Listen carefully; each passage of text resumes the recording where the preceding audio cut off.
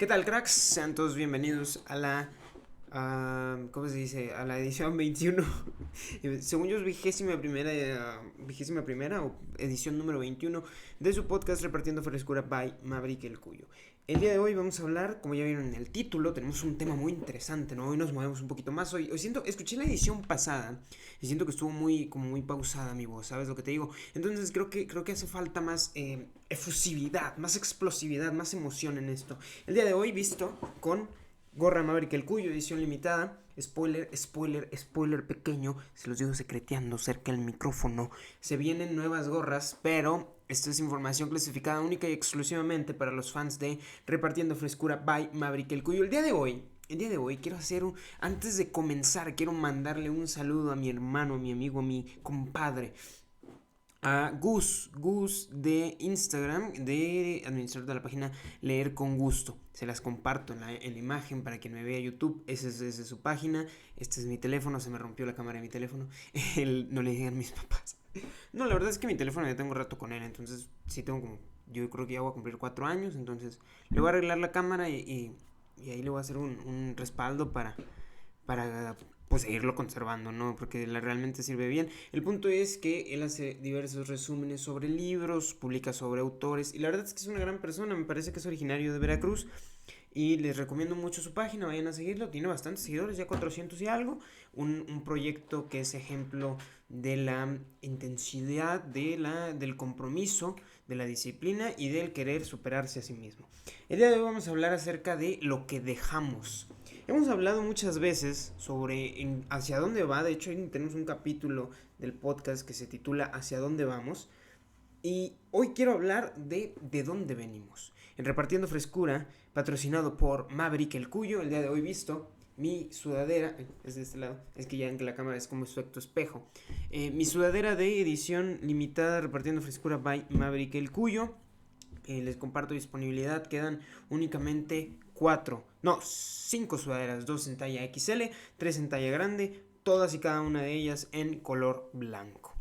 Entonces, bueno, el día de hoy vamos a hablar sobre hacia dónde vamos. Toda la información que se dé es una combinación de opiniones personales, de datos aprendidos en escuela, en investigación propia, y del libro Huellas en busca del mundo que dejaremos atrás de David Ferrier, no sé cómo se llega a pronunciar, me parece que es un escritor de Edimburgo. Este es el libro, les comparto la presentación. Esta es la presentación que yo tengo. Es un libro que te habla acerca de fósiles y demás. Lo terminé justo hoy. De hecho, lo terminé antes de comenzar a grabar porque yo terminé de leerlo. Y no me... Es impresionante, es un paréntesis. Todas las bibliografías que tiene que tener un libro científico. Cuando hablamos nosotros de libros como El relojero ciego, cuando hablamos en otras veces del gen egoísta, hemos hablado de Los dragones del Edén, de Carl Sagan.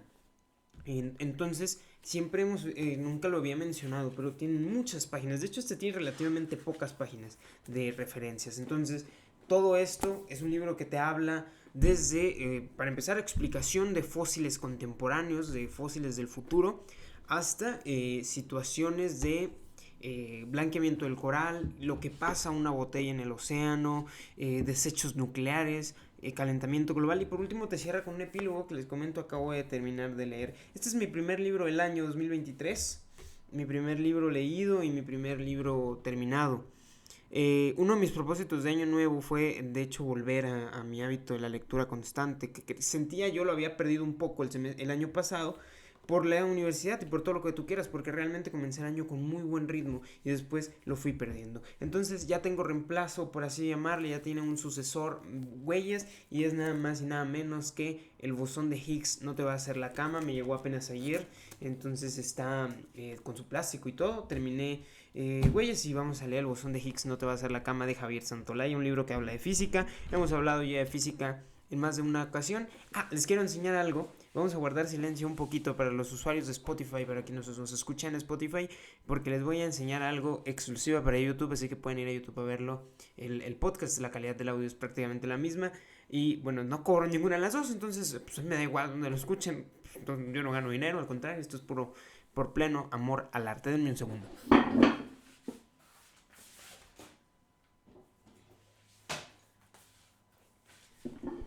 Este es mi libro de la historia del tiempo de Stephen Hawking, uno de los pocos libros que tengo, de hecho, aquí en donde vivo. La mayoría de ellos están en mi casa y, como saben, tristemente, yo ya no vivo en mi casa.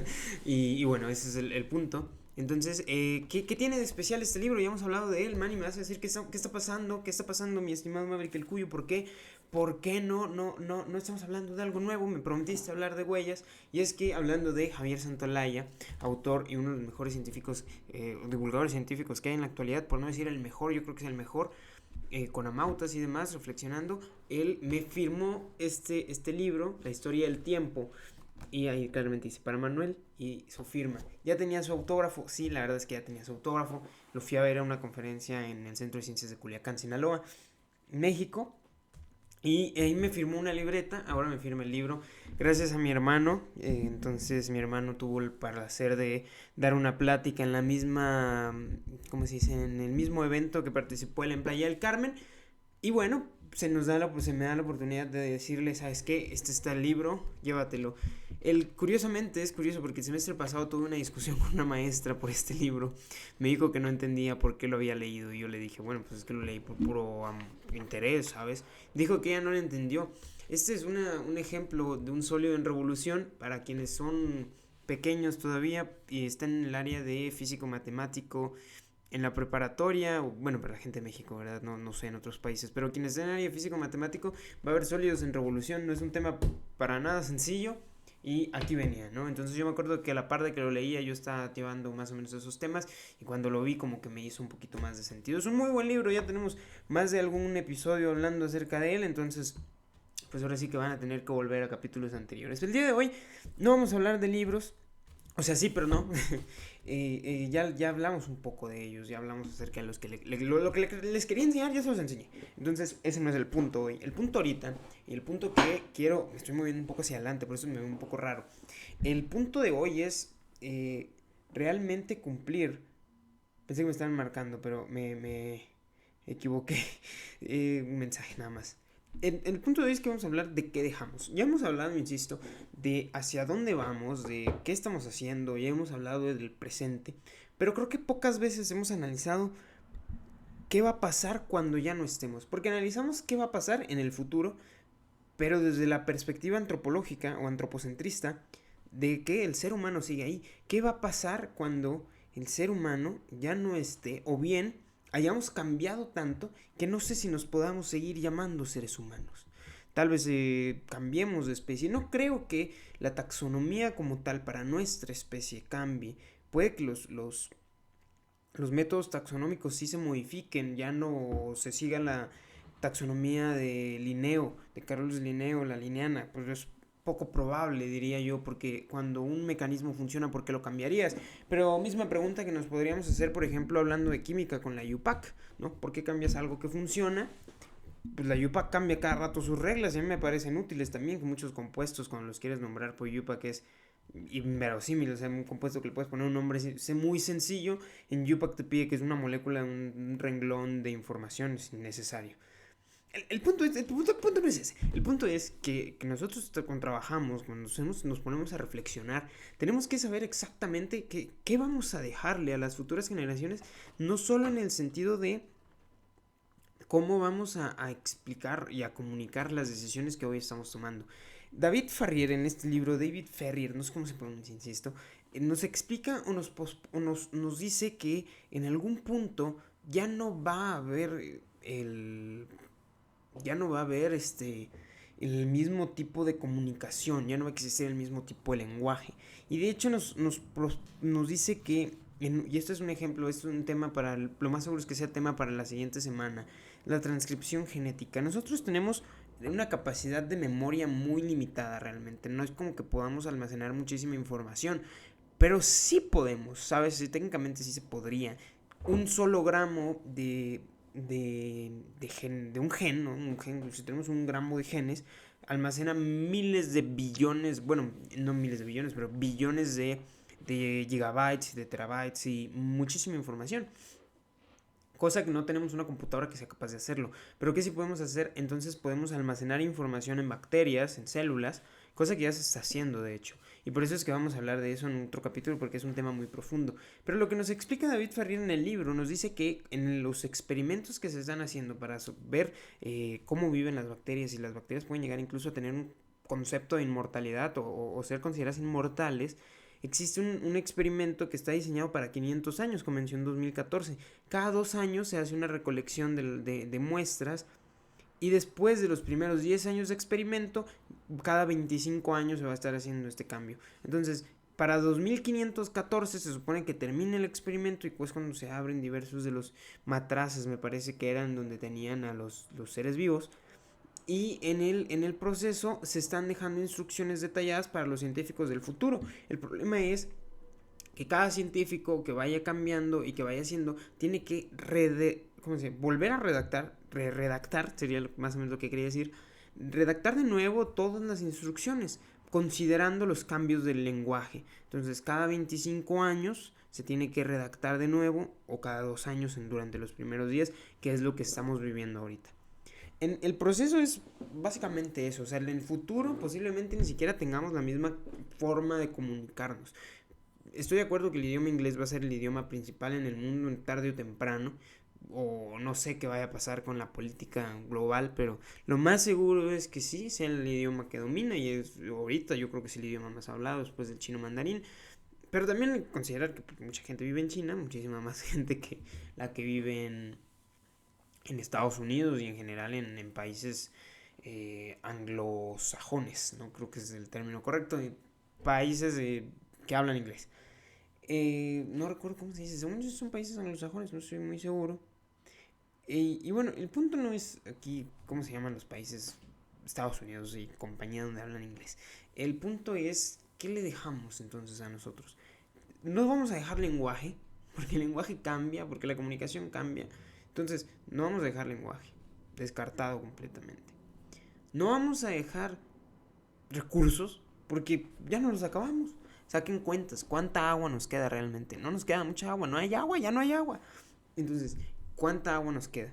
¿Cuánto mar hay disponible? En el libro nos hablan de zonas muertas. Zonas muertas son zonas en las que no hay nada.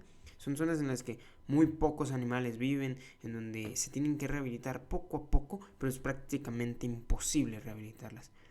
Entonces, empezamos a ver nosotros esta situación. ¿Qué le vamos a dejar a la gente del futuro? Más allá de un experimento de 500 años con bacterias, más allá de búnkers para desechos nucleares que se tienen que sellar de aquí a 500 años para que 5000 años después ya no sean tan radioactivos. Eso realmente, si lo reflexionamos de alguna u otra forma, les estamos dejando problemas a las civilizaciones del futuro. Existe en la zona siberiana una parte de hielo masivo en la cual están almacenadas millones de toneladas de metano. El metano, que es uno de los principales gases de efecto invernadero, como lo sabemos perfectamente. Si ese hielo se sigue derritiendo, todo ese metano va a salir a la atmósfera. ¿Y qué va a causar? Un aumento del calentamiento global considerable. Hay diversas operaciones para detenerlo, y de hecho es curioso que existe una investigación, una teoría de un científico cuyo nombre no me puedo acordar, pero si me permiten un segundo puedo revisar en el libro cómo se llamaba bueno, cómo se llama, parece que sigue con vida. El científico, insisto que no recuerdo tan bien, me parece que era... No era ella, no, me equivoco. No recuerdo realmente el nombre, pero si no me equivoco, estamos hablando de una zona de tundra, en la zona siberiana, un área protegida completamente. Nos hablan de que nosotros tenemos que, o bueno, que existe la teoría de un biólogo, me parece que... Es que no se llama Michael, no recuerdo, la verdad es que no tengo la menor idea de cómo se llama, porque aquí ya me están hablando más de las...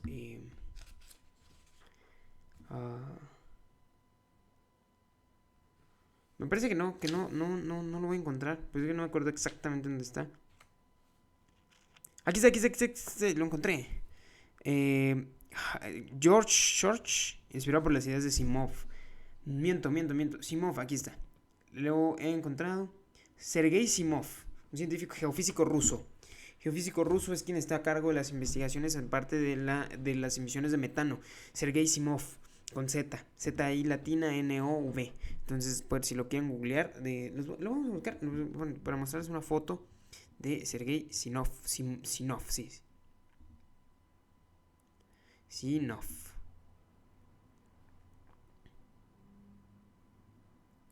Geofísico. Porque me sale un jugador de hockey. Bueno, no sale, pero Sergei Sinov. Él es el encargado de esta zona, en la cual su intención es detener las emisiones del metano, detener este efecto invernadero del derretimiento de este hielo. Entonces su teoría era que si nosotros poníamos plantas y si nosotros poníamos las condiciones como las que existían hace miles de años en la época del Pleistoceno, entonces el hielo dejaría de derretirse, porque ese hielo está almacenado incluso desde antes del Pleistoceno. Entonces lo que él hace es poner musgo, poner vegetación, pero no pueden haber árboles. Y no existe. Y es una zona que está llena de bisontes, que está llena de fauna que en algún punto vivió en esa zona, sobre todo en la época del Pleistoceno. Está llena de toda esta fauna, y lo que pasa, o lo que se hace, es que él busca recrear esas condiciones, pero le hace falta mastofauna, le hace falta fauna gigante, mamíferos gigantes. ¿Y qué mamífero gigante? Es el que tenemos cerca y es el que seríamos relativamente capaces de revivir: el mamut. Es por ello que un genetista de Harvard, que se llama George no sé qué, le sigue el rollo y empiezan a investigar en revivir al mamut. Y se dan cuenta que realmente no hay tantas diferencias entre el elefante asiático y el mamut, a recepción de algunas 1,000 y algo mutaciones, 1,000,000 y algo mutaciones, o 1,000 y algo mutaciones, no recuerdo exactamente el número, pero no son tantas mutaciones cuando hablamos de genética. Pero específicamente si hay algunas que cambian el tamaño de las orejas, el pelaje y demás. Parece ser que se puede realizar una transformación en este sentido, aunque claro que es muy complicado, va a ser bastante complicado. Y realmente los procesos que nosotros tenemos que seguir para revivir al mamut, pues no es tan difícil, porque el ADN del mamut relativamente sigue ahí, y clonarlo, pues tampoco es como que ocupamos algo que lo geste, ¿no? Entonces es un proceso muy largo, es un proceso exhaustivo, y no se sabe si es lo mejor en muchos sentidos, pues. Y bueno, la teoría es que si apareciese el mamut de nuevo, se conservaría el hielo. ¿Cómo está ese proyecto? Actualmente desconozco. Este libro, me parece, fue publicado el año 2020, en plena pandemia, aunque evidentemente no habla de la pandemia. Debe de decir el año de publicación. Si me dan un segundo se los voy a dar con muchísimo gusto. 2020 lo publican por primera vez. Título original: Footprints in Search of Future Fossils. En 2020 lo publica David Farrier. En 2021 sale traducido al español por Pedro Pacheco González. Primera edición, febrero 2021. Primera edición impresa en España, una disculpa. Primera edición impresa en México, septiembre 2021. No se permite la reproducción total o parcial de este libro, ni se incorpora términos legales. No vamos a hacer nada ilegal, no se preocupen. Entonces el punto es que en 2020 se lanza este libro en plena pandemia. No tiene mucho, o sea, 2-3 años. ¿Qué dices tú? 2-3 años es un chorro. Bueno, pues que sí, pero en términos científicos 2-3 años es un tiempo en el que hacer un descubrimiento tiene cierta dificultad, ¿no? Y bueno, el punto aquí es reflexionar sobre qué le dejamos a las generaciones futuras, más allá de problemas. Como yo lo veo, le vamos a dejar 3 problemáticas muy importantes. Número 1, agua. No hay agua, necesitamos el agua, todos necesitamos agua, no hay. Número 2, sobrepoblación, mucha gente. Hay una cantidad de gente que es impresionante en el mundo. Vas a la calle y yo que estoy en una ciudad grande dices, ¿de dónde sale tanto ser humano? Por Dios santo, o sea, de verdad, yo me lo pregunto y lo exijo saber. ¿Cómo es que aparece tantas personas de la nada? El otro día estaba yo en la calle, estaba esperando el semáforo. El otro día, fue hace como 6 meses. Estaba yo esperando el semáforo peatonal, una calle muy peligrosa, porque por más de que hay semáforo peatonal, insisto, no sé, para que vean la gente cómo maneja, dan vuelta a la derecha, está en verde el semáforo peatonal, tú vas y va en el carro que va a dar vuelta a la derecha, porque puedes dar vuelta a la derecha en rojo con precaución. Pero bueno, no, yo no sé. Y bueno, el punto es que la gente lo hace. Entonces yo estaba esperando mi semáforo peatonal, habíamos algunas 2, 3 personas esperando, es una zona pues poblada, ¿no? Esa vez, ¿en dónde está? Estaba en Ciudad de México, estaba ahí, bueno, para la gente que ubique más o menos, yo estaba por Plaza Universidad, creo que es en Coyoacán, por ahí, está en la del Valle, en la colonia del Valle, ahí estaba yo. Y estaba entre Plaza Universidad como yendo para el lado donde está el Sears, creo que es un Sears, no sé. Entonces yo estaba esperando pasar y había mucho tráfico. Y pues, yo todo tranquilo, la verdad es que todo tranquilo. Habíamos como 3, 4 personas esperando. Se acababa de poner el rojo peatonal. Habían cruzado un buen grupo. Y en cuestión de 20, 30 segundos, habíamos un grupo de gente considerable para cruzar la calle nada más. Tú te preguntas de dónde sale tanta gente. Sobrepoblación. Claro que fue en la ciudad más... con más densidad poblacional de toda América, me parece, Ciudad de México, pero bueno, de todos modos es una cantidad impresionante de gente. En el mundo apenas el año pasado alcanzó los 8 mil millones de habitantes. 8 o 9, sí, 8, me parece que fueron 8 mil millones de habitantes. Es una cantidad impresionante, de verdad impresionante.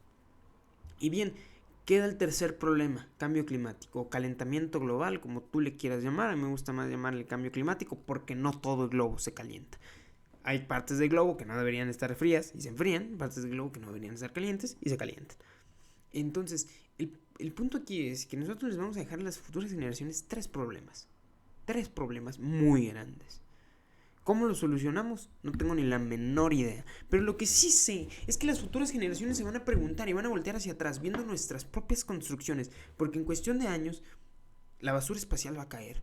En cuestión de años, lo que está en Marte no se puede pudrir lo que está en Marte, ni lo que está en la Luna, ni los rovers, ni los Apolos, nada, porque no hay erosión allá, ya no hay nada que los erosione, nada que los pudra, nada que los oxide, que los oxide.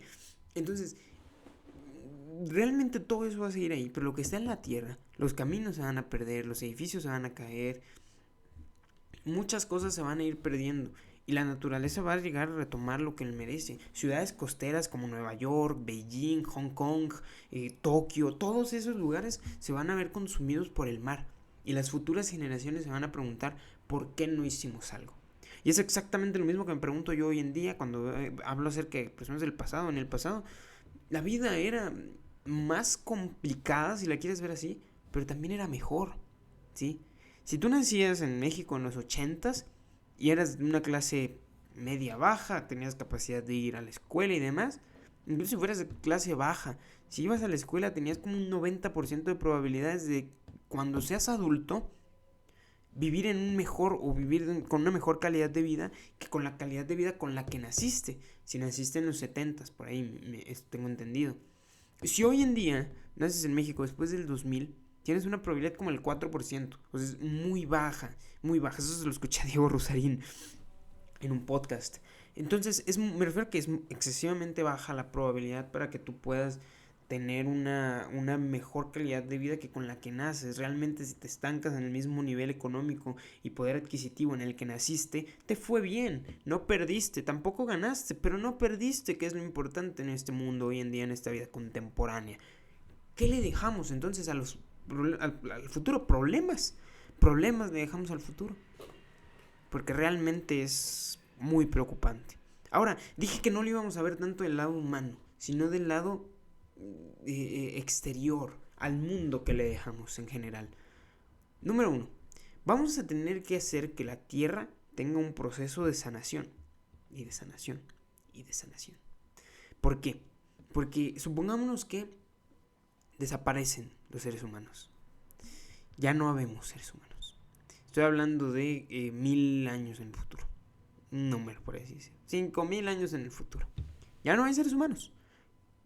La civilización se extinguió, no sé cómo, no sé por qué, bueno, muy posiblemente lo causamos nosotros por todo lo que está pasando, pero el punto es, ya no hay, ya fue, ya no hay nada. Ese es el punto. ¿Qué sigue ahora? Bueno, sigue que tenemos que encontrar una solución o que la Tierra tiene que seguir sus procesos geológicos. Sigue habiendo animales, sigue habiendo bacterias, porque incluso si nos sacamos a todos los animales del mundo que eso es algo que ya estamos haciendo. El 90% de la biomasa son animales o somos humanos o son animales de consumo humano. El animal que no es insecto más poblado del mundo son las gallinas. Hay aproximadamente 20.000 millones de gallinas en el mundo. De ahí le siguen los seres humanos, las vacas, los coches, los cerdos, etcétera, etcétera, etcétera, etcétera. Entonces, realmente fauna silvestre ya no hay, pues es menos del 10%. Y creo que me veo muy generoso si digo 10%. Entonces es preocupante esa parte.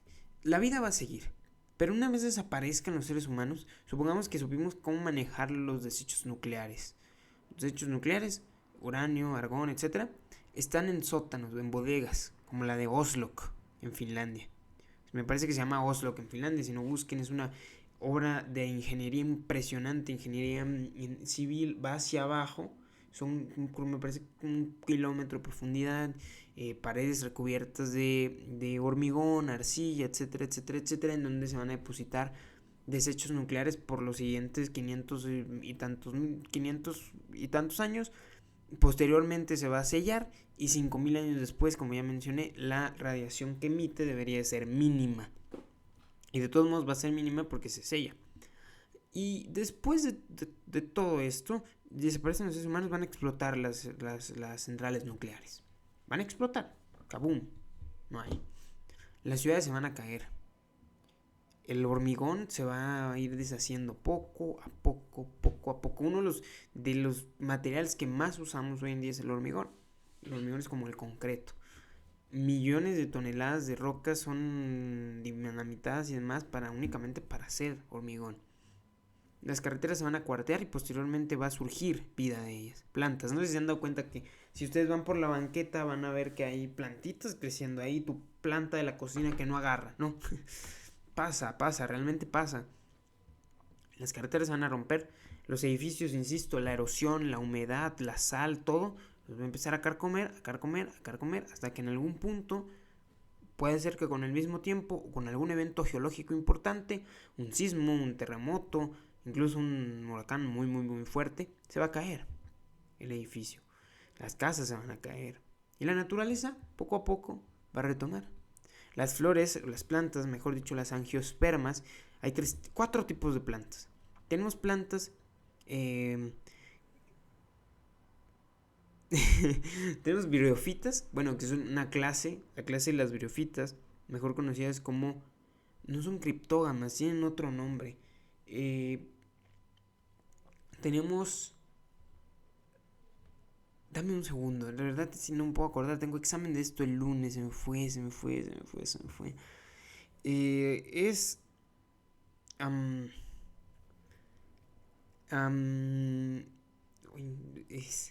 Son, o sea, la clase es briófita 100%.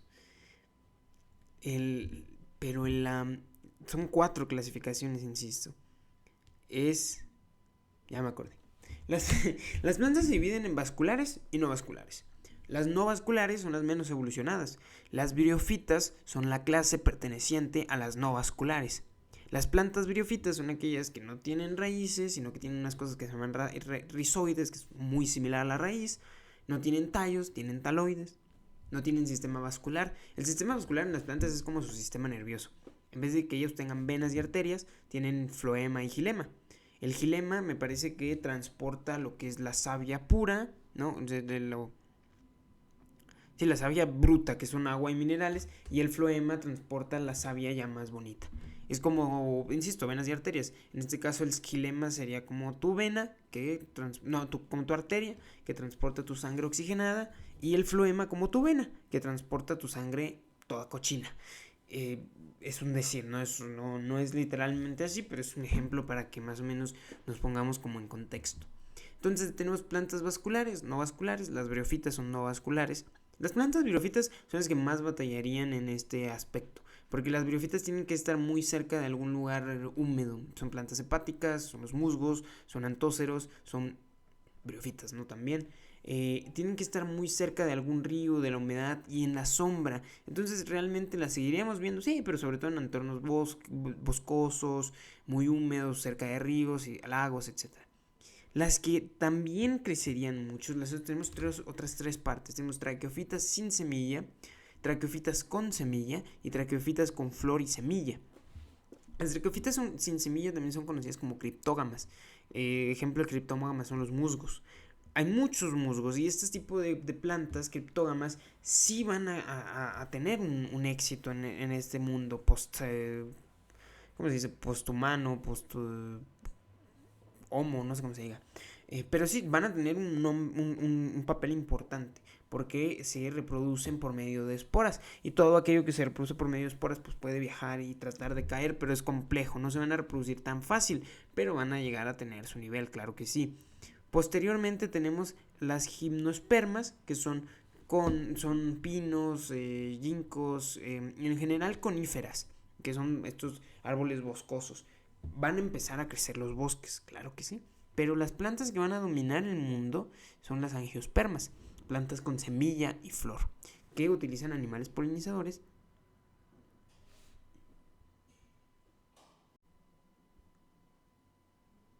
Una disculpa, hubo una interrupción y tuve que pausar. Pero vuelvo a lo que ya les estaba explicando. Las angiospermas entonces van a ser las plantas que dominen el mundo. ¿Por qué? Porque para empezar son las que más tenemos domésticamente. Y utilizan animales polinizadores, utilizan el viento, todo eso para reproducirse. Entonces a mí me acuerdo una maestra que las plantas angiospermas tenían un plan malvado para conquistar el mundo, ¿no? Entonces, obviamente es un chiste que te hacen en la secundaria, pero es cierto, o sea, realmente las angiospermas tienen mucha capacidad para, si quisieran, dominar el mundo sin mucho problema. Es la realidad, no vamos a mentir y no vamos a decir que no. Ahora, vamos a seguir hablando de este tema, pero vamos a tomar otro punto, otra perspectiva. Ya que no esté el ser humano, la Tierra va a retomar lo que es suyo. ¿Y quién va a dominarla? Suponiendo que no hay muchas o no hay grandes, llamémoslas, pues sí, no hay vida grande, o sea, estamos hablando de que incluso a nivel insectívoro no hay vida. Estamos hablando de que en taxonomía nosotros hablamos de 3 reinos: Eucaria, Arcae y Bacteria. Eucaria, que te lleva hay 3 dominios, perdón, son 3 dominios: Eucaria, Arcae y Bacteria, que te habla en 7 reinos.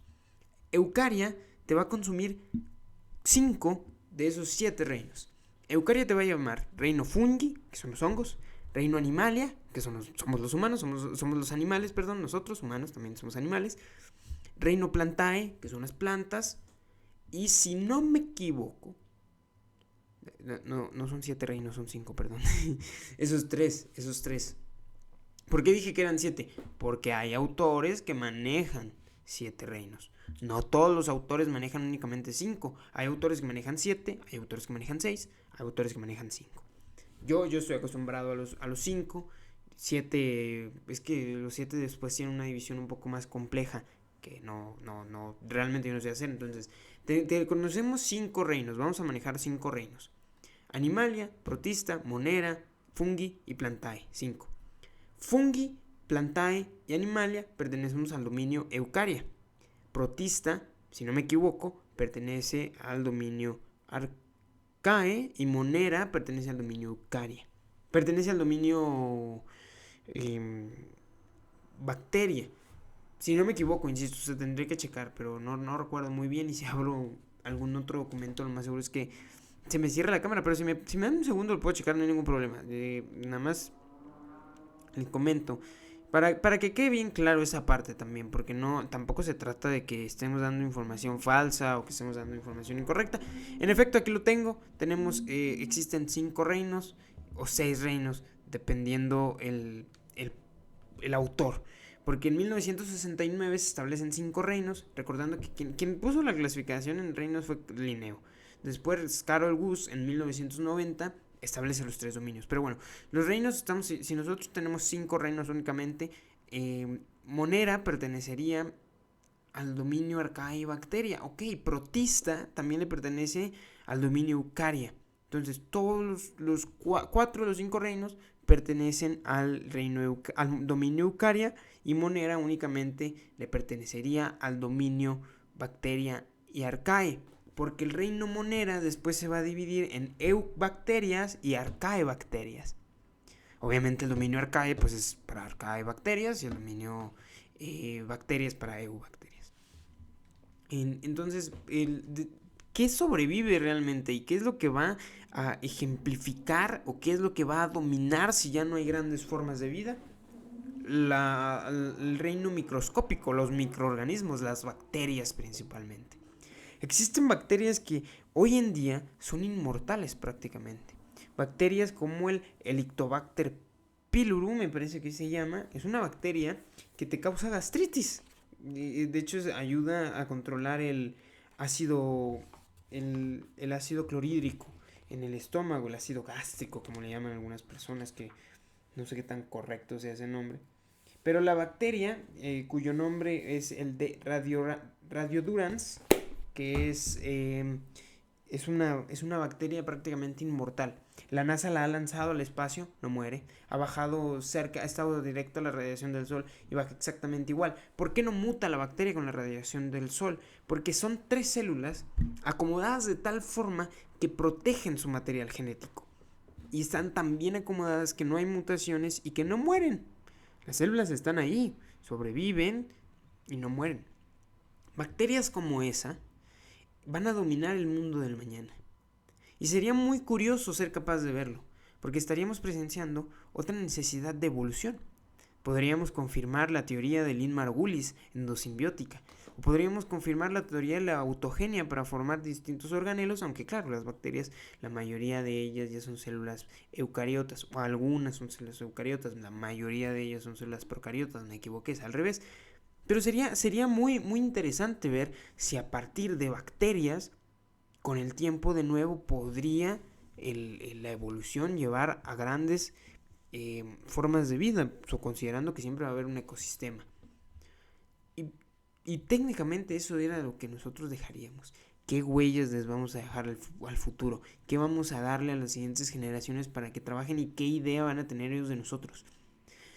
Claro que el escenario es muy negativo y claro que hoy en día nos gustaría pensar o nos gustaría decir que vamos a vivir en un mundo mejor de lo que nosotros creemos que va a ser. Pero tenemos que reconocer que nos hemos equivocado. Y ese es el principal paso, o ese es el primer paso para mejorar o para crecer o para aprender o para todo lo que tú quieras. Reconocer tus errores. Nos hemos equivocado como especie y nos hemos equivocado como seres humanos. Pero eso no significa que no lo podamos corregir.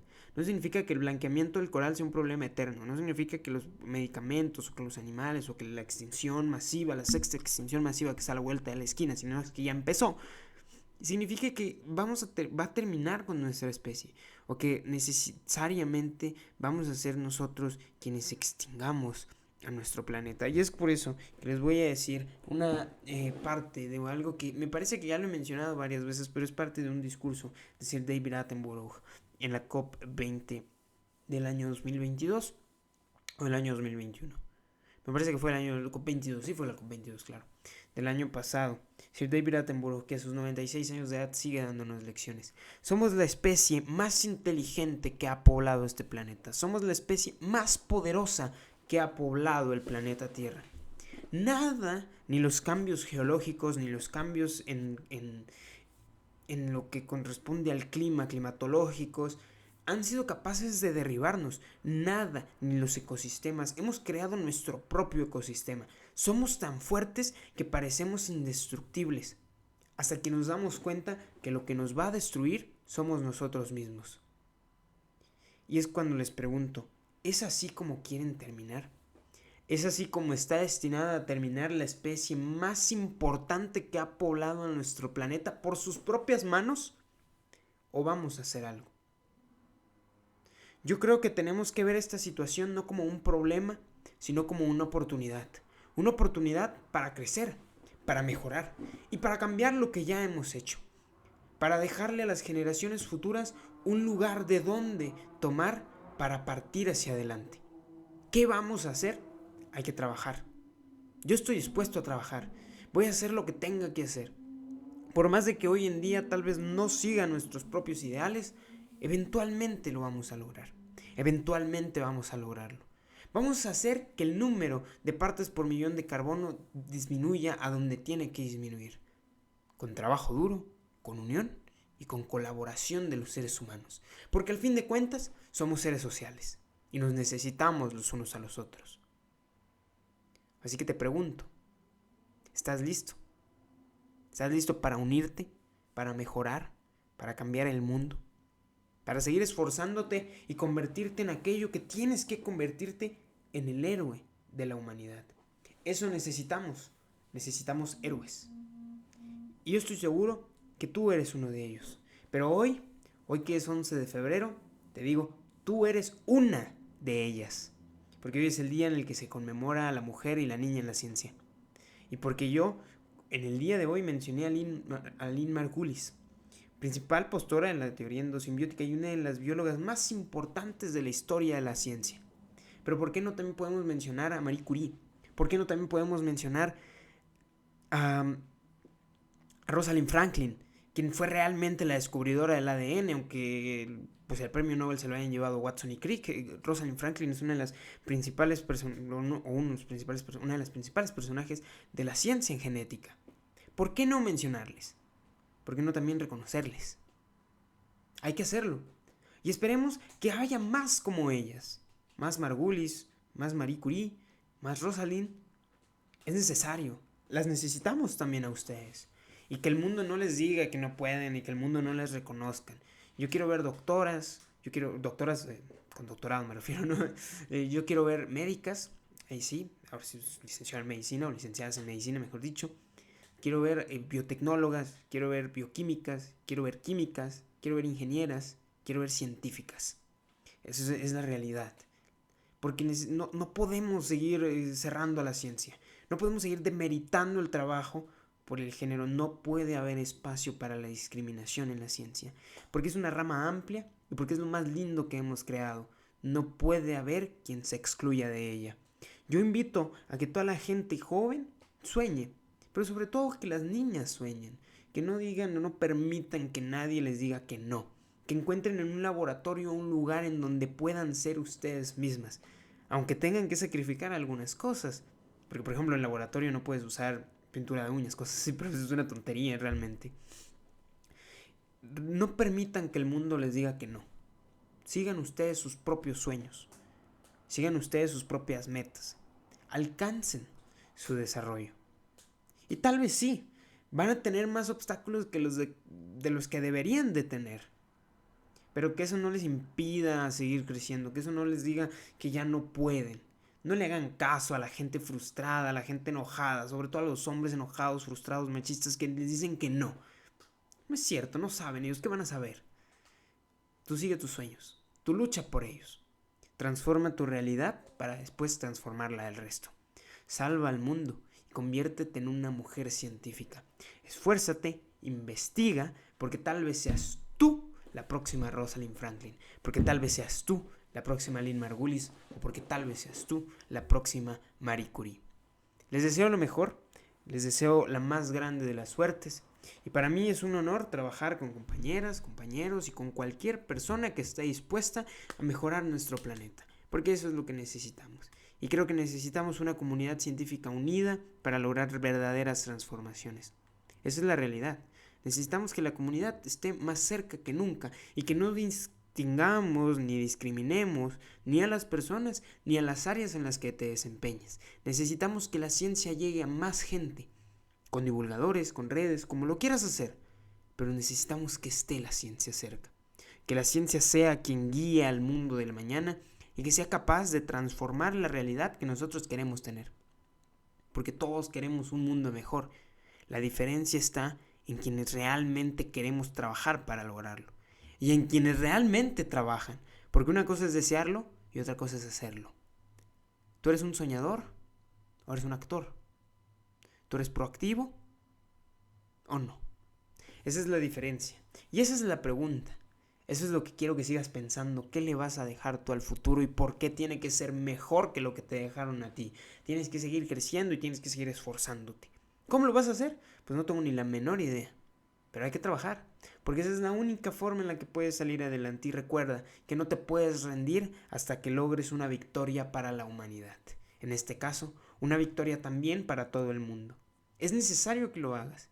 y estoy convencido de que tienes la capacidad para lograrlo.